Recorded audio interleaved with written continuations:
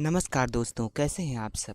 दोस्तों, हम बाकीलाल सीरीज की कॉमिक्स को कवर कर रहे थे, जिसमें हम अनोखा चोर कॉमिक्स को कवर कर रहे थे, जिसका एक पार्ट हमने अपलोड किया था। ये दूसरा पार्ट है। दोस्तों, हमने यहाँ तक देखा था कि बाकीलाल उस चोर को दरबार में लेकर आता है और महाराजा के सामने पेश करता है।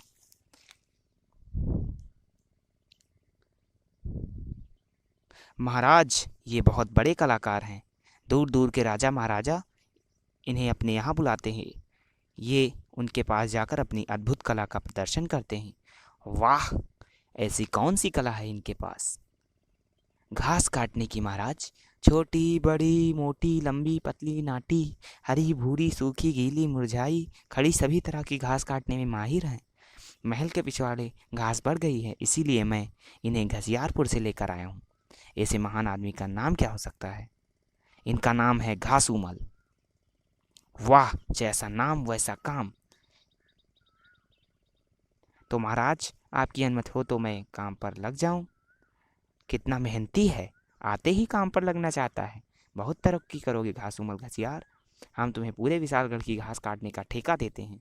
इसके बाद तुम अपने मित्र राज्यों की घास काटने के काम में लगवा देंगे।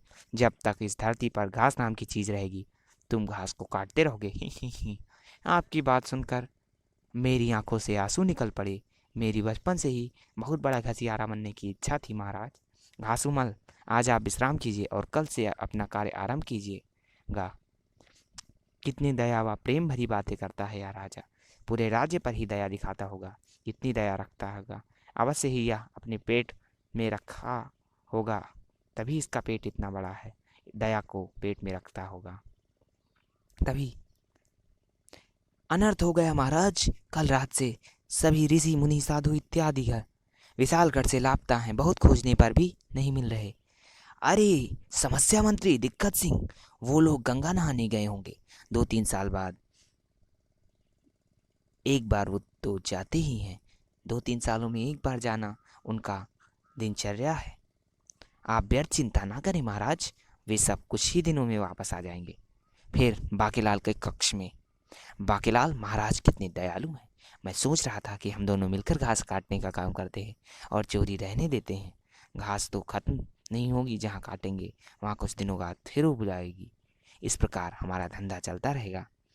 अबे लानती, घास में सांप होते हैं, तो ये सांप से डर नहीं लगता क्या। मुझे सांपों से डर लगता है। तो फिर जैसा हमने तय किया है वैसा कर। ठीक है, बताओ मुझे सबसे पहले क्या चुराना होगा। पर उससे क्या होगा। सुनो, हम महाराज किसी के आंसू तो देख नहीं सकते। आंख आंसू देख कर वे किसी पर दया दिखाते हैं। तू मंत्र बोलकर विशालगढ़ के सभी निवासियों की आंसू चुरा ले। आज रात ही सभा होने वाली है और दिन में काम करने वाले गरीब मजदूर लोग इस सभा में आकर महाराज को अपनी समस्या बताकर आंसू बहाते हैं और मोटा मुच्छर दयालु आंखों आंसू को देखकर सारा राजकोष का धन लुटाता है। किंतु जब आंसू नहीं निकलेंगे तो उन पर दया नहीं दिखाएगा। दया नहीं दिखाएगा तो वो सब राजा से नाराज हो जाएंगे। वाह, मान गया तुम्हारे दिमाग को। तो फिर चलो नगर, मैं चोरी मंत्र पढ़कर सारी प्रजा के आंसू चुरा लेता हूँ। फिर नगर के एक सुनसान हिस्से पर पहुंचकर अब मैं मंत्र बोलता हूँ, चोरी मंत्र।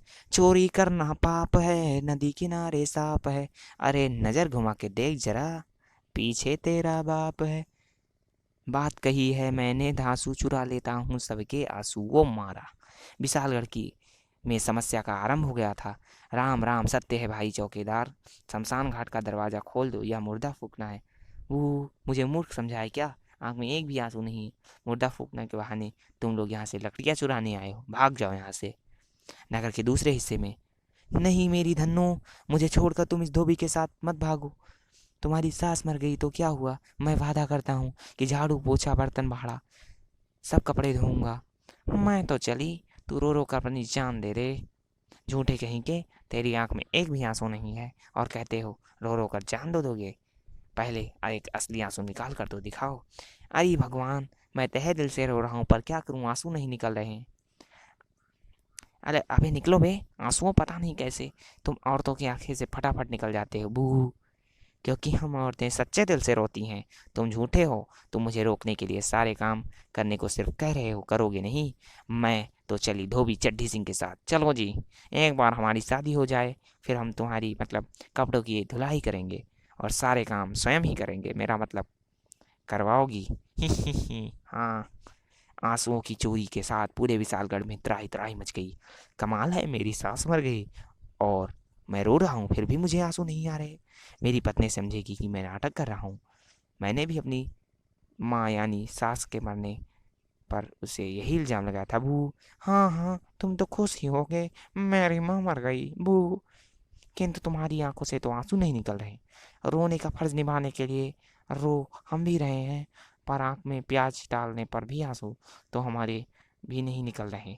इसमें अवश्य ही कोई भेद है। चलो राजा के पास, उन्हें बताना होगा। सब लोग भागकर विक्रम सिंह के पास पहुंचे, किंतु बू, मेरी बहुत बूढ़ी भैंस मर गई है महाराज, कुछ धन की उम्मीद लेकर आया हूँ। अब काहे की भैंस? धन तो मुझे चाहिए शराब के लिए, पर ये मोटा घुटा हुआ ये फालतू धन नहीं देगा, इसलिए मोटे को मूर्ख बना रहा हूँ। ऐसा सोचता है वो आदमी और महाराजा को मूर्ख बनाने का प्रयास करता है। महाराज, इसकी आंखों में तो एक भी आंसू नहीं है। दफा हो जाए यहाँ से, रोने का अभिनय करके मूर्ख बनाता है। आंख में तो एक भी आंसू नहीं है। सेनापति, इसे उठाकर महल से बाहर फेंक दो।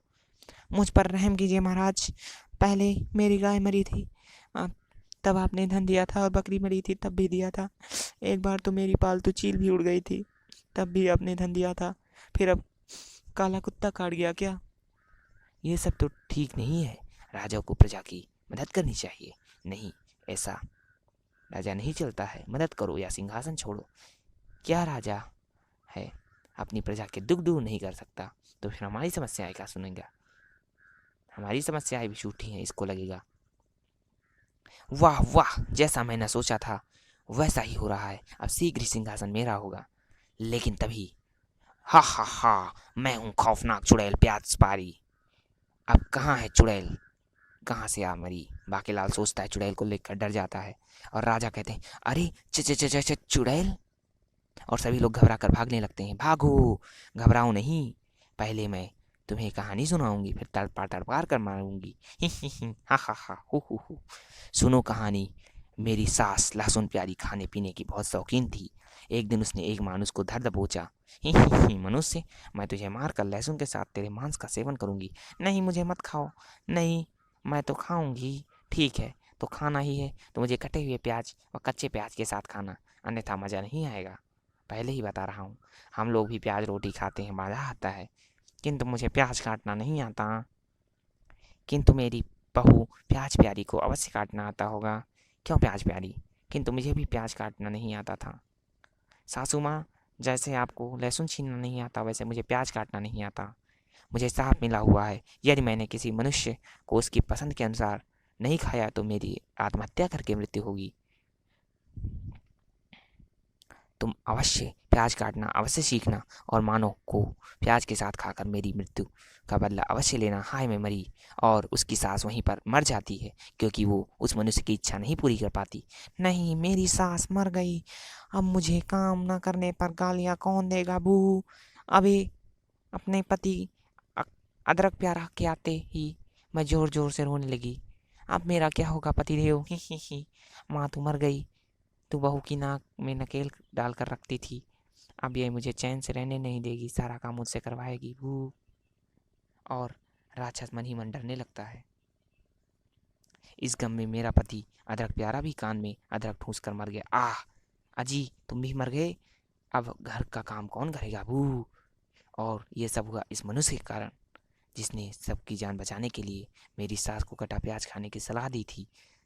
अब चूंकि मैं तो शाकाहारी हूँ, मनुष्य को खा नहीं सकती, इसीलिए मैं गांव गांव जाकर बड़े बड़े प्याज काटती हूँ, कचा। इससे निकलते हैं उनके आंसू और वे उसमें डूब कर मर जाते हैं। ही। सेनापति, पकड़ लो इस दुष्टा को और इसकी गर्दन धड़ से अलग कर दो। गर्दन तो बड़ी दूर की चीज़ है, मैं बड़ी चीज़ अलग करूँगा, इसका धड़ उसकी गर्दन से अलग करूँगा। ही। आओ आओ, अलग करो। ही। अरे, इस पर तो तलवार के वार का कोई असर नहीं हुआ, इसे भाले से मारो। अरे, इस पर तो भाले का भी असर नहीं हुआ, इसको गदा से मारो, धाड़। अरे, इस पर तो किसी अस्त्र शस्त्र का असर नहीं हो रहा है, इसको तीर से मारो। अरे, तीर का भी असर नहीं हुआ, और क्या बचा है। तभी आह, ये स्यापा हो गया। मुझे चक्कर क्यों आ रहा है और मुझे धुंधला क्यों दिख रहा है। भू, अब हुआ असर। वही मैं सोच रहा था, धुरंधर बंदे के वारों का असर क्यों नहीं हुआ। अरे, मैंने इतने सारे प्याज काट दिए परंतु एक भी आंसू नहीं आया। अजी, आएंगे कैसे, इनके आंसू तो मैंने चुरा लिए हैं। तो फिर ये आंसुओं की बाढ़ कहाँ से आ गई। अरे, ये तो मेरे आंसुओं की बाढ़ है। नहीं, ये नहीं हो सकता। मुझे इस तरह का चार का साफ है कि अगर मेरे काटे हुए प्याज की किसी को आंसू नहीं आए तो मैं खुद अपने आंसुओं के सैलाब में डूब कर मर जाऊंगी। अरे कम वक्त दयालु सिंह, आज तूने सबके आंसू न चुराए होते तो आज हम मारे जाते मनहूस, और साथ में तुम भी। दुष्ट चुड़ैल के अंत के साथ विशालगढ़ वासियों के आंसू बहने लगे। मेरे आंसू निकल गए, मेरे आंसू निकल गए, मेरे आंसू भी आ गए। मैं तो चला अपनी सास पत्नी को दिखाने ताकि विश्वास आ जाए कि मैं उसे सच में मरने पर रो रहा था। बू, महाराज अब देखिए मेरी आंखों से आंसू आ गए हैं। अब तो आपको यकीन हो गया। हाँ, ये लो धन की थैली। ये महाराज तो बड़े परोपकारी हैं, महाराज की दया हो। ये सब क्यों हो रहा है दयालु सिंह, लगता है मेरे मंत्र का जादू टूट गया। सत्यानाश, योजना का बेड़ा गर्क हो गया। अगले दिन अब तुम सबकी नींद चुरा लेना। लोगों को नींद नहीं आएगी तो परेशान होकर राजा के पास पूछेंगे और मनहूस बेचारा कुछ नहीं कर पाएगा क्योंकि वो तो खुद ही नहीं सोया होगा। चोरी करना पाप है, नदी किनारे सांप है, नजर घुमा के देख पीछे तेरा बाप है, दाल में पड़ी है मिर्ची और हींग, चुरा लूँ मैं सबकी नींद। और वो जोर से मंत्र पढ़ता है। तभी उस रात पूरे विशालगढ़ के लोगों में बेचैनी फैली थी। अरे, आधी रात हल बैल लेकर कहाँ जा रहे हो। नींद नहीं आ रही है तो सोचा खेत में हल ही चला लूँ। इससे पहले तो मांजे हुए बर्तन मैं दोबारा मांज लेती हूँ, थोड़े और चमक जाएंगे। ये सोचती हुई वो स्त्री भी घर में चली जाती है। आरारी आरारी, अखियन में निंदिया आ जा रही, आजा धीरे से आजा। उफ, कब से लोरी गा रही हूँ, कम वक्त नींद ही नहीं आ रही मेरे महस को। चंदा ओ चंदा किसने चुराई मेरी नींदिया। ओ नींद मुझको आए, दिल मेरा घबराए। ओ नींद नहीं आ रही, चलो महाराज के पास। राज दरबार में हमारी रक्षा करें महाराज, हमारी रातों की नींद उड़ गई है, इन सब को भी नींद नहीं आ रही है। इस बार तुम्हारी योजना सफल होकर रहेगी। झूम बराबर झूम शराबी, झूम बराबर झूम। महाराज ने तो मदिरा पी रखी है, हमारी नींद उड़ी हुई है और महाराज मदिरा में व्यस्त हैं। ऐसा राजा हमारे दुख को कैसे दूर करेगा। महाराज तो खुद नींद की खुमारी में है, मोटे आदमी को नींद भी अधिक आती है पर यह भी नहीं सो पा रहा। नींद तो पूरी नहीं होगी तो दिमाग भी साथ नहीं देगा। लोगों की बात इसके पल्ले नहीं पड़ेगी। दोस्तों, हमने राज कॉमिक्स के इस सीरीज का दूसरा पार्ट यहीं पर ख़त्म करते हैं। तो दोस्तों, आपको कैसी लगी हमारी वीडियोज। हम आखिरी